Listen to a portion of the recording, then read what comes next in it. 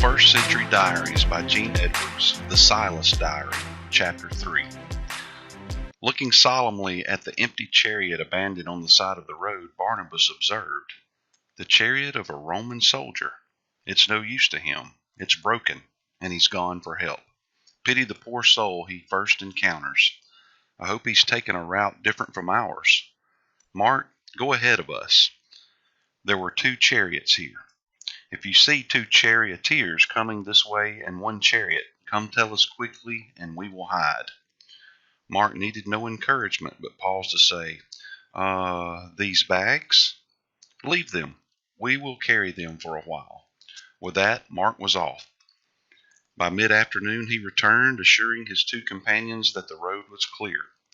"We have made good time," said Barnabas. "We should be in Citium by late tomorrow afternoon." "You said your family's former copper mines are near?" asked Saul. "Near Damascus, in the high mountains. Mark, do you see that bleached area on the side of that mountain? No trees, no vegetation. Look closely, and you will also see the mouth of a copper mine. Some of these mines are privately owned. The emperor controls almost all the rest. Do you see the soldiers? That means it's an imperial mine. The workers in the mines are all slaves, brought here from all over the world. Some are Phrygians and Gauls, but most of the slaves are soldiers of foreign armies who lost their battle with the Roman legions. They were shipped here to work the mines.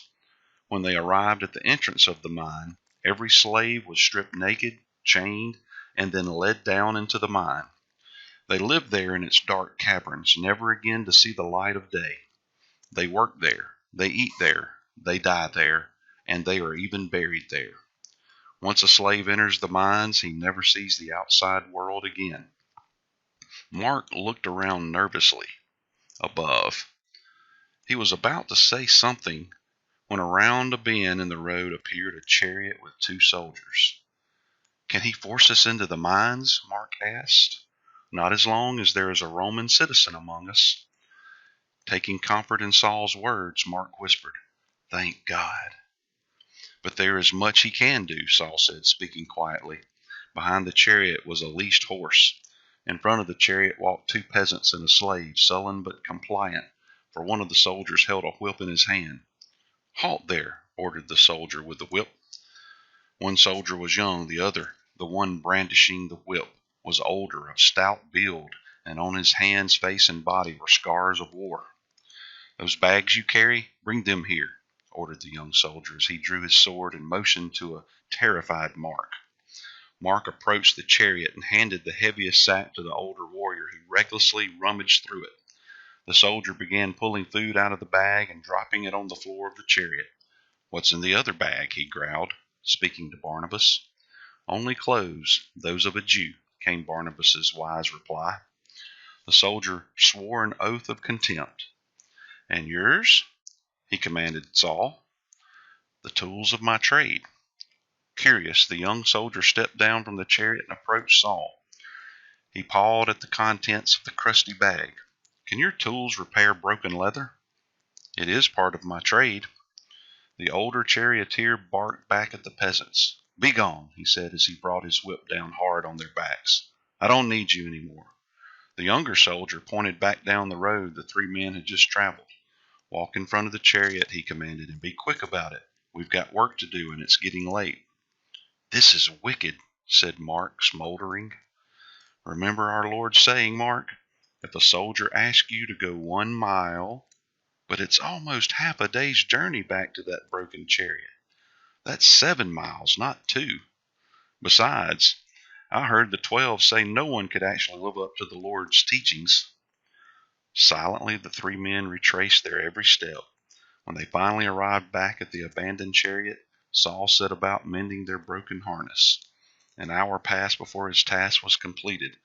Then he brought the horse to the harness and tested its length and strength.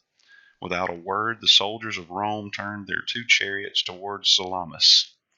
"I haven't been that scared since Gethsemane," offered Mark. "We'll never make Citium by tomorrow afternoon. What are we going to do?" "Barnabas, give me your luggage," said Saul. Go on ahead of us. Try to reach the brothers in Scythium by nightfall tomorrow. Mark and I will arrive sometime after you." Barnabas nodded. "But take some food and water with you," added Mark. Barnabas smiled and then added, "Your thoughtfulness is to be admired."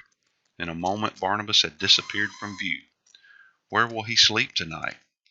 "Unless he finds an inn, he will sleep in much the same place we will." "Where's that?" "In an open field. Now let's hurry. I feel the bite of an evening much colder than anything we have experienced since we left Antioch." That night a Pharisee from Tarsus and a young man from Jerusalem spent a cold night in an open field on an island located on the eastern end of the Mediterranean Sea. They slept only fitfully in the cold, but it would not be the worst of their nights.